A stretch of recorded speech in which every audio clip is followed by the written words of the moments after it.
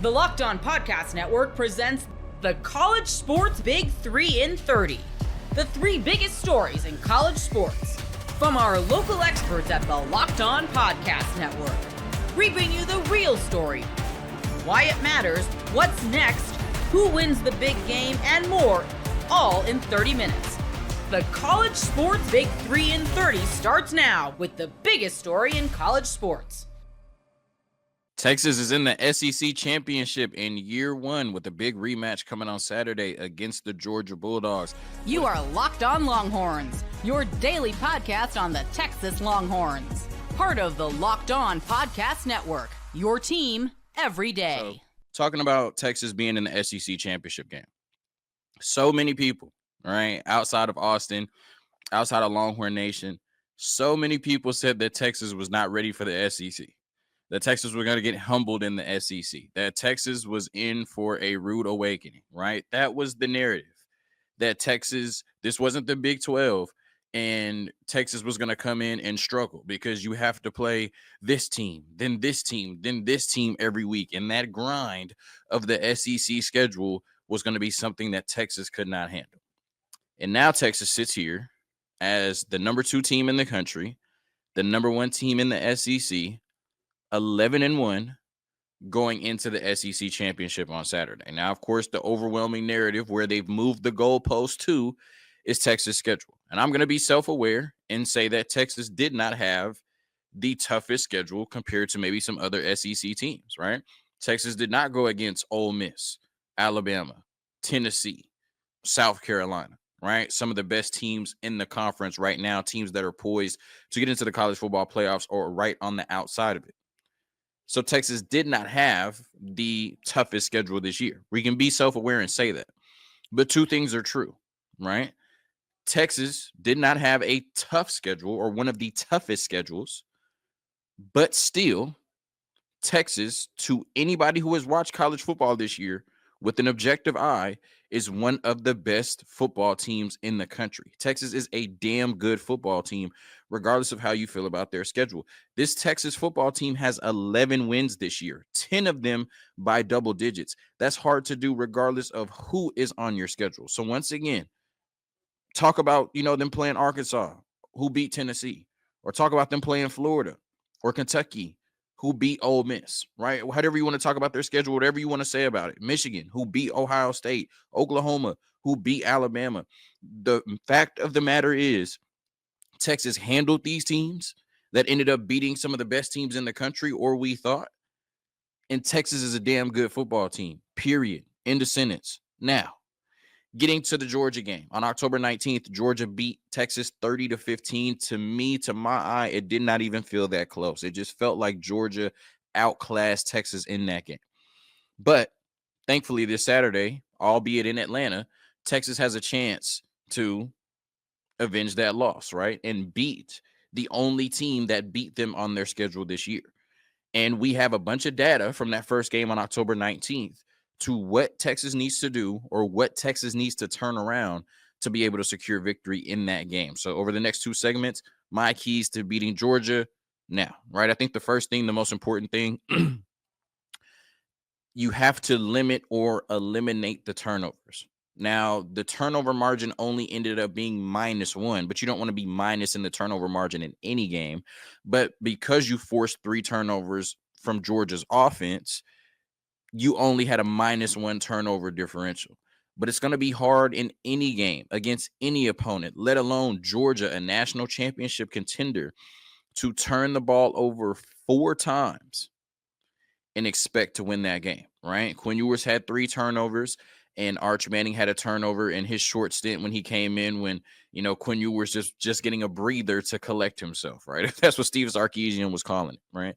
And what you did by turning the ball over 4 times was you put Georgia in some very advantageous opportunities to score points, right?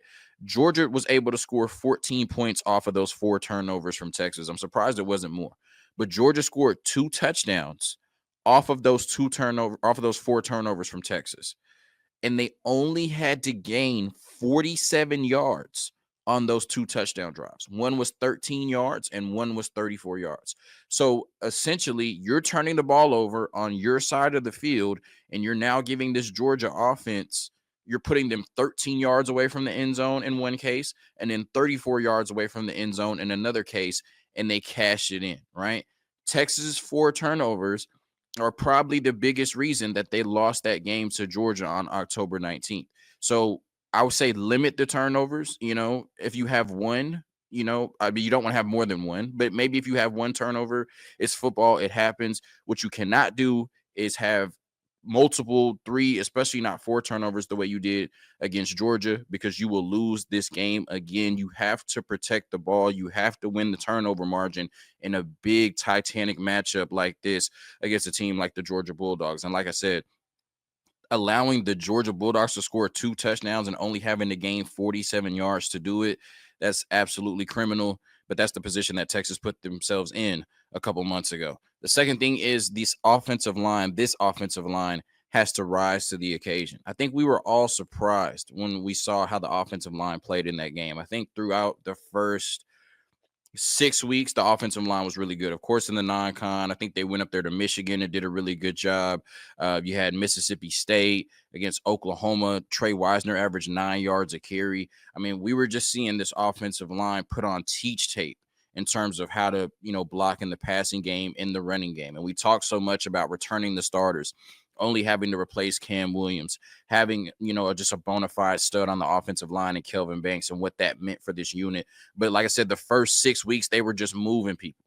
And then it kind of felt like against Georgia and then Vanderbilt that next week, we saw this offensive line have a big drop off. We were surprised that this offensive line not only did not rise to the occasion against Georgia, but in some instances looked like they were getting bullied.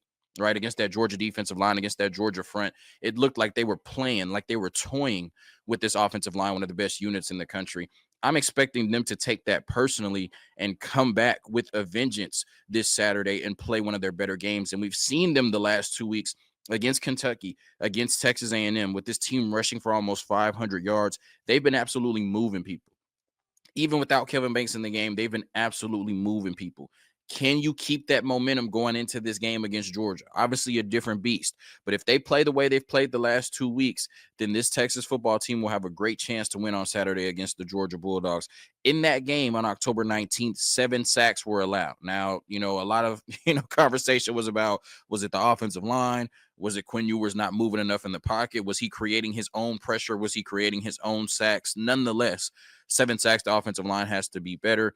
And then no push in the run game. I think, this Saturday, they're going to show up and we're going to see closer to what we've seen the last 2 weeks than what we saw against Georgia, where this offensive line was just completely unrecognizable. When you look at some of the Pro Football Focus data from that game, Cam Williams had a 49.7 overall grade, right? One of his worst games of the season, he allowed 5 pressures. It's not going to get it done.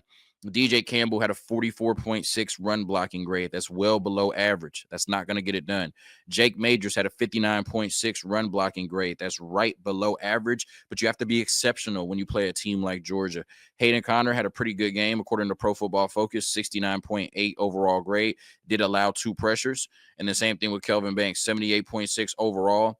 They graded him a little bit higher than I thought he played, but that's why Pro Football Focus makes a lot more money than I do. And he allowed 2 pressures in that game. And then Gunnar Helm, we know he's such a big part of what we do in the run game in terms of blocking, 43.3 run blocking grade against the Georgia Bulldogs. So this offensive line, Gunnar Helm, when they're in their blocking, they have to assert their will. They have to win the line of scrimmage. They have to be the unit that we've seen against Kentucky and Texas A&M, who's been absolutely moving people and allowing Trey Wisner to be one of the best running backs in the game and allowing Quinn Ewers the time to be comfortable, right? In these games against Kentucky and Texas A&M. Can't play the way that they did against Georgia the first time. They're going to have to come back and win that matchup, albeit against a talented front.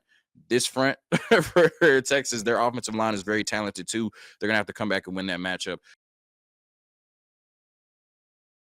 Gametime has a new feature called Gametime Picks that makes getting tickets for your favorite live events even easier. Gametime Picks filters out the fluff to show you only incredible deals on great seats, so you don't have to waste time searching through thousands of tickets.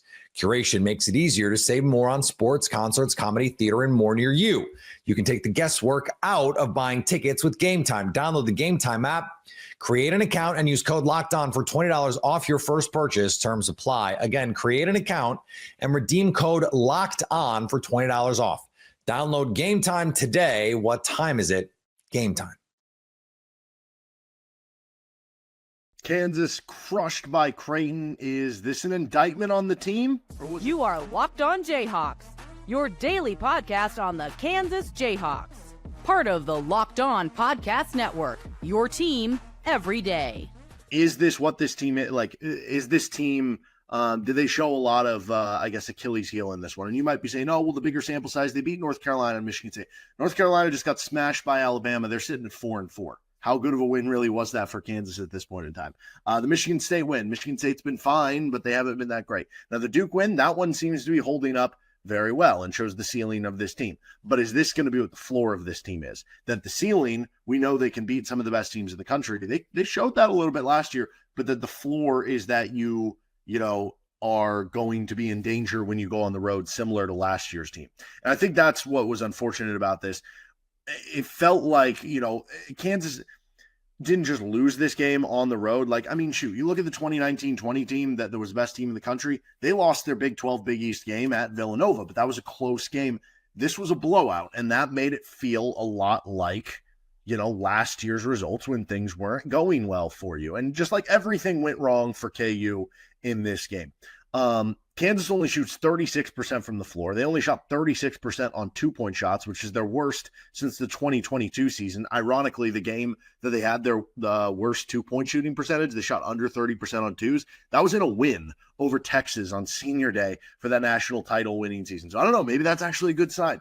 But they only shot 36% on twos. They actually shot 35% on threes, 8 of 23. Only 5 did at the free throw line, didn't get to the free throw line very well. So you weren't getting to the free throw line. And part of that was, in the first half, I think it was a little bit about you weren't driving to the rim. I think you were going for the shots that they wanted you to take, which were those little push shots, the floaters, which we talked about in the pregame that was okay. The ones that I didn't like were the out of system or DeJuan launching up a billion shots or the contested mid-range shots. You're not going to get fouled as many on those. In addition to that, the refs were horrible in this game. The whistle was incredibly one-sided, and Creighton kept getting away with push-offs and everything. That didn't decide the game. Creighton still, whooped Kansas in this one, but that obviously wasn't great. And so you have those things going against you. You're not shooting well from twos. In the second half, you felt like you said, hey, we didn't take any layup attempts really in the first half. Let's force the issue. Let's take some layups in the second half.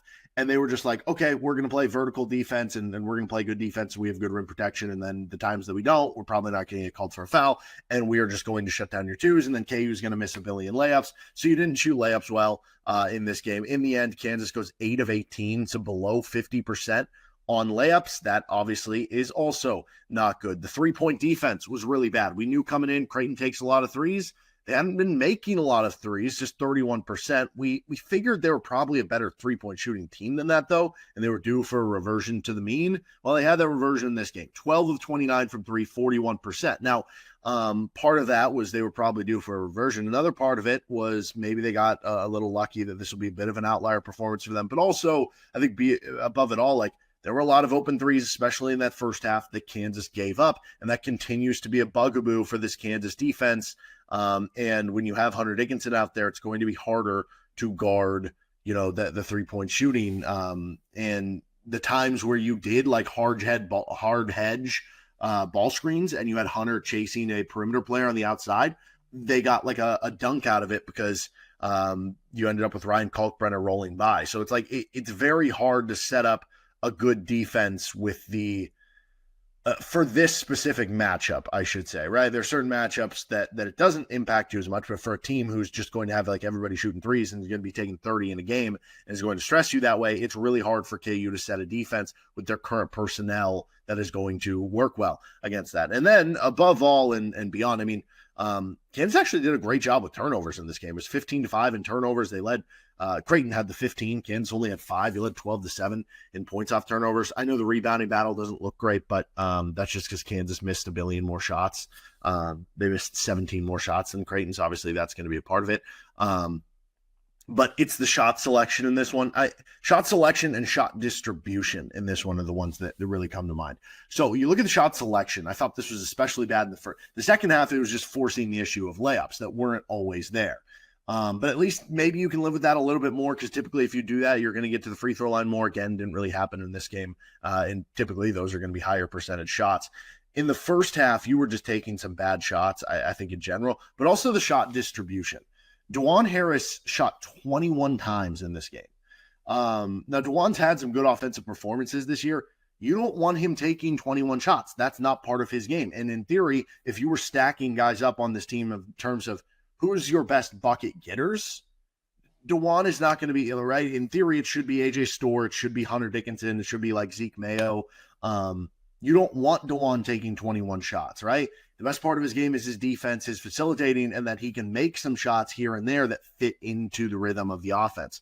So that was not great. You end up with Hunter Dickinson only taking 4 shots, and the KU 3 big men between Dickinson, Badunga, and Clements taking a combined 7 shots in the game for KU. And if you add KJ Adams into that discussion of big men, 13 shots from those 4 players compared to 21 shots for DeJuan Harris. So that's not great shot distribution. And I know Ryan Kalkbrenner's this really good defensive big man. He's going to limit shots on the inside, and their 2 4-men are 6'10", so they're clogging up the paint.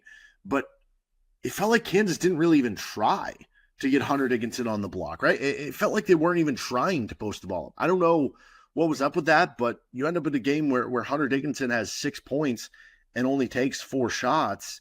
And I don't know if that was more on like the individuals, were they making, was it a decision to do that? Like, I don't entirely know. It definitely, I think, becomes a problem when if Hunter Dickinson is going to only be getting up 4 shots, it almost gets rid of the whole purpose of him being out there if he's playing 25 minutes per game. Because the whole idea of Hunter Dickinson is going to be that he is this unbelievably great offensive big man, that he has this great finesse, that he has this great post work and everything like that, that he's going to give you an advantage on the rebounding battle and as an offensive post scorer, and that you're going to be able to work your offense around that post scoring. Well, if he's only taking 4 shots, he's not having a big impact on the offensive end. And then if you're talking about, okay, well then how can he have a positive impact on the game? Well, we talked about this just a minute ago. This is not a good defensive matchup for Hunter Dickinson. A team that launches a bunch of threes and is going to spread you out. Bad matchup for Hunter Dickinson. So if he's not giving you anything on offense, it's going to be a problem on the defensive end. So just like so many things went wrong for KU in this game. Creighton was hot from 3. Pop Isaacs, who came in not having a single game. Pop Isaacs didn't have a single game in his first 8 games where he shot above 40% from the floor. He went 10 of 15 from this game. Now, a lot of those were wide open shots, right? Makes it a lot easier on him. Some of them were maybe got a good bounce here or there. Some of them were contested. He just made a good shot. He goes 10 for 15 in the game, 6 of 9 from 3. So, like, it's a combination of those things. I will say, if we're answering the question here, was this an indictment on Kansas or was this just a bad game? I think it is a little bit of both. I know that's cheating a little bit on the answer. But if you want me to lean toward one more than the other, I am right now just leaning toward it just being a bad game. Because it's happened just one time. Last year, it happened multiple times. It kept happening. And so if you go out on the road this weekend at Missouri and you lose again, then maybe we'll circle back to this and say, yeah, maybe that is an indictment of who they are. But as of now, the bigger sample size, that this is the one-off. They looked a little sluggish. They looked like they missed a lot of shots that they didn't normally make. You were without Rylan Griffin, who, I guess Kansas has been lost twice if you count the exhibition game to Arkansas, both in blowouts, both without Rylan Griffin. So maybe he's the most valuable player on the team for Kansas. That led to the first half wing minutes being a disaster. You got 2 combined points, 1 of 5, like 3 fouls from the 2 wings who were playing without Rylan Griffin in the first half. Now, Storr had a good second half, or at least a decent second half there. But as of right now, I'm just leaning toward this being a bad game where you missed a bunch of shots, you missed a bunch of layups, you had a weird game plan. In a weird way, it felt a little bit like that Washington game at the T-Mobile Center like a handful of years ago. I think that was 2018. Just from the standpoint of, if you remember, like they basically were like, we're going to only let Gerald Vick shoot for your team. And that it was like that, but with DeJuan Harris in a different way. They played zone, and it was kind of a different way in how it went about. But this felt a little bit like that to me. And Creighton was hitting shots. Creighton always does well against number one teams at home, or like top 5 teams at home. That's just what they do. They were due for a big performance, and they kind of hit it. So as of right now, I am leaning toward that. But this definitely backs up some worries I had about the 3-point defense, and just how dominant of a team is Kansas. Number one, are they number 5, whatever it is. Like, yes, absolutely on some of those things. All right, let's get to our game awards here real quick. I guess real quick, before we get into the game awards, I will say we saw a little bit more minutes from Marquise Passmore and Zach Clements in this one. I actually liked the Zach Clements minutes in this one.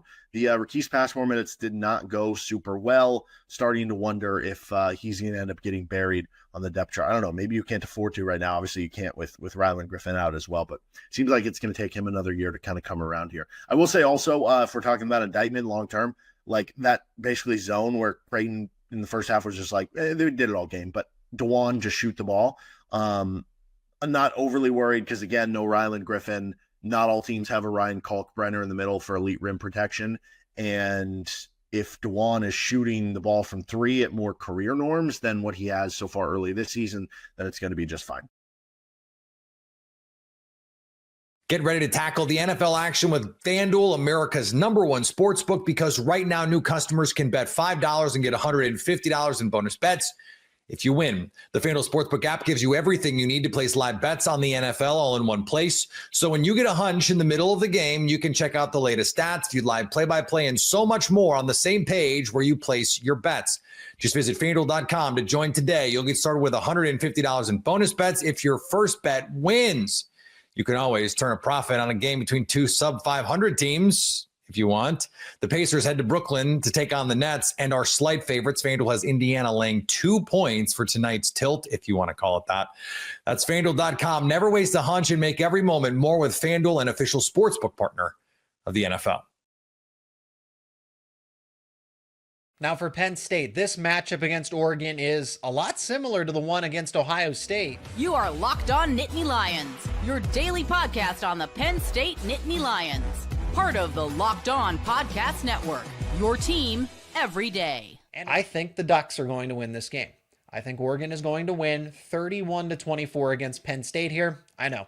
The Penn State podcast host is picking against the Nittany Lions, so it's a similar matchup to Ohio State.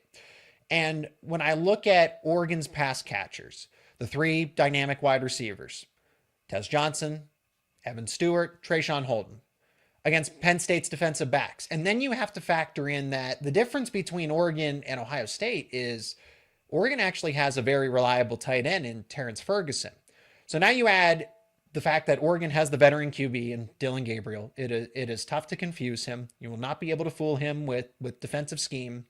He is going to adjust. He's seen it all. He's been in college football for 6 years.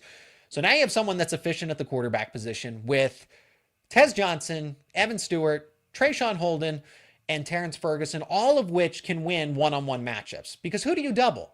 Okay, if you're Penn State, if you try to double Tez Johnson, then you leave a one-on-one matchup with any of Holden, Stewart, and it's not that A.J. Harris or Jalen Kimber or Cam Miller can't cover those guys, but who is winning those 50? Who is winning that matchup 50% of the time?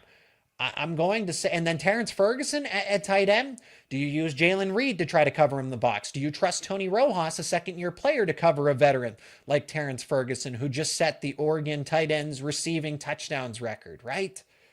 So these are mismatches, and then if you try to double one, you're going to leave everybody else on an island. So for Penn State, it's a pick your poison type of situation. And we saw that down the stretch in crunch time when Ohio State needed a play, when they needed a guaranteed first down or they needed to pick up a chunk of yards. Jeremiah Smith was getting open in one-on-one. Emeka Ibuka was doing the same thing. Or you could just go to Carnell Tate if you needed to. It's kind of the same thing. Oregon has too many options within the offense. So Tom Allen and the secondary are going to have to get creative to try to take them away. But Penn State, it's, again, one-score game. Penn State, so I talk about the plethora of talented players that Oregon has. They have a bunch of different players that can make an impact. It's the fact that so much talent for Penn State is condensed into 2 separate superstars. So Penn State might have the advantage here with the fact that they have the superstar players that are at the top if you rank them all. Abdul Carter and Tyler Warren are who I'm obviously referring to here. So you have the best playmaker on defense and the best overall playmaker on offense in the entire game. And that's a benefit for Penn State. So it's not like it's just one-sided here. You have an even impact on both sides of the football of game-changing type of players who are going to be future first-round picks. Abdul Carter could very well go in the top 10 of next year's NFL draft. Tyler Warren, definitely a first-round pick the way that he has performed. And you have to do so much. You have to sell out resources because good luck, even with Conerly Jr. at the left tackle spot. You're going to have to chip Abdul Carter. You're going to have to do things to scheme away from him. Same thing with Tyler Warren. I fully expect Oregon to bracket him. Oregon's going to have to bracket him. I want to talk about another matchup because this is why football coaches say games are won and lost in the trenches. This goes both ways. Oregon's defensive line versus Penn State's offensive line, and Penn State's defensive line against Oregon's defensive line. Oregon's defensive line just had 10 sacks. 10 sacks against Washington. Now, that's not going to happen against Penn State. We know that Washington's offensive line is not the greatest. We've seen that from Penn State's perspective. But Oregon certainly has an advantage here. And I point to that battle against Nolan Rucci. Nolan Rucci is a player that's going to be circled here with the most responsibility. And if you're Penn State, do you help chip with your best playmaker, Tyler Warren? Do you leave him in to lay a block and take him off of his route for a couple of seconds? Or what about Singleton and Allen when they could be used in the passing game? Do you use them to help block and double team whichever defensive end? Oregon can rotate any player that they want to. Is that Mateo Uiagalelei? Is that Tatum Tuioti? What about Jordan Birch, who's just returned from injury, but he has the stats, the best stats out of any of those pass rushers, and he hasn't even played a full season. So Penn State really has its work cut out for them, and Drew Shelton has been good in pass protection, but still at times can lose those 50-50 battles. So Penn State, and Drew Aller is going to have potentially a lot of pressure if they're not careful. So Penn State's offensive line is going to have its work cut out for them on the boundaries. But then what about the interior?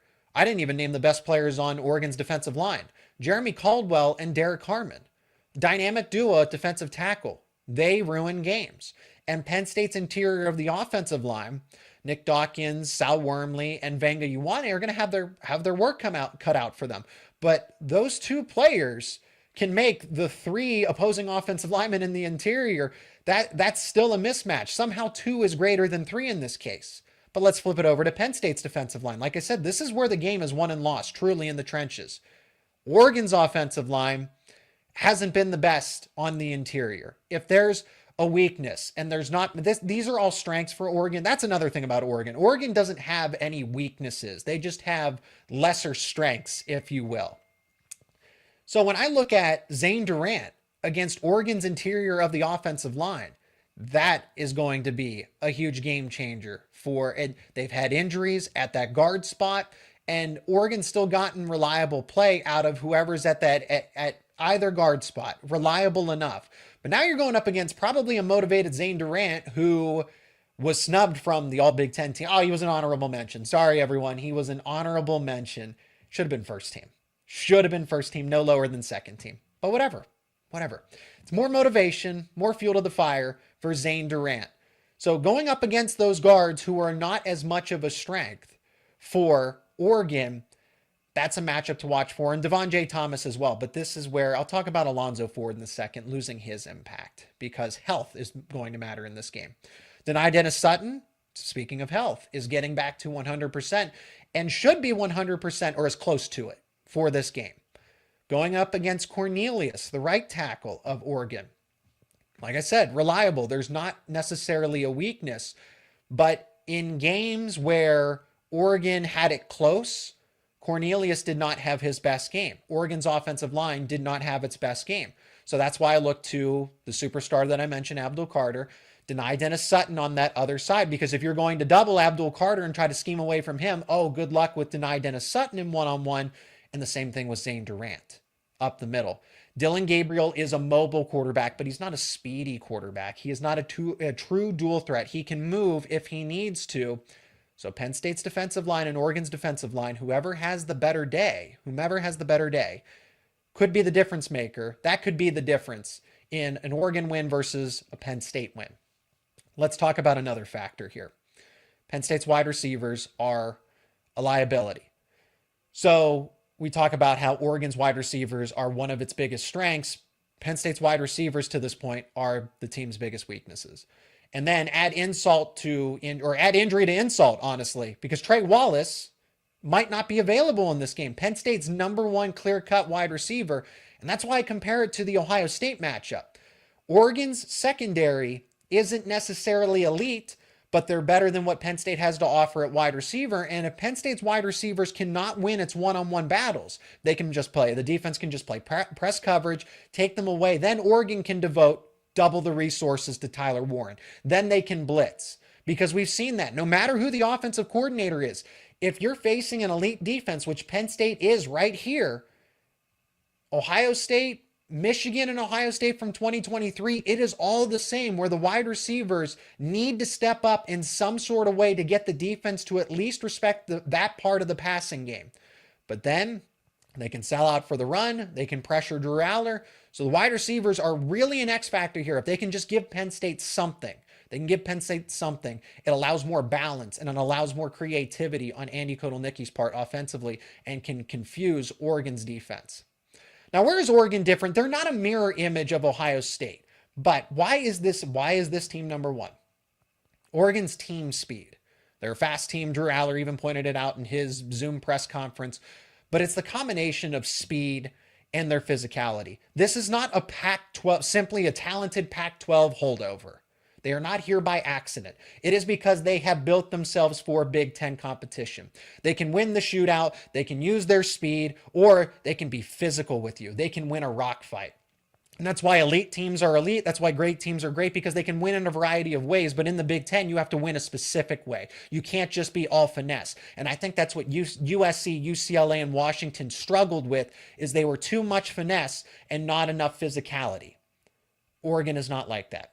Oregon has built itself for the Big Ten, and Oregon is healthier than Penn State. That's why I mentioned Alonzo Ford in passing here, but Ford, it is a big deal not having him at defensive tackle. Anthony Donko, a starting right tackle, pointing out Nolan Rucci as a possible mismatch for Penn State for against Oregon's defensive line. Those things matter. And I know KJ Winston has been out most of the season, but it would be nice to have another superstar playmaker for Penn State to go along with Tyler Warren and Abdul Carter.